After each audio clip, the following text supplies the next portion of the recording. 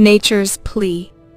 The wind once whispered, the rivers ran free, the forests stood tall, sheltering you and me. But we took too much. We burned, we destroyed, leaving the earth silent, wounded, and void. The trees fall, the waters fade, the air grows heavy, the skies turn gray. Yet hope still lives if we choose to care, to heal, to protect, to be aware. The earth is breathing, but for how long? The time to act is now, before it's gone.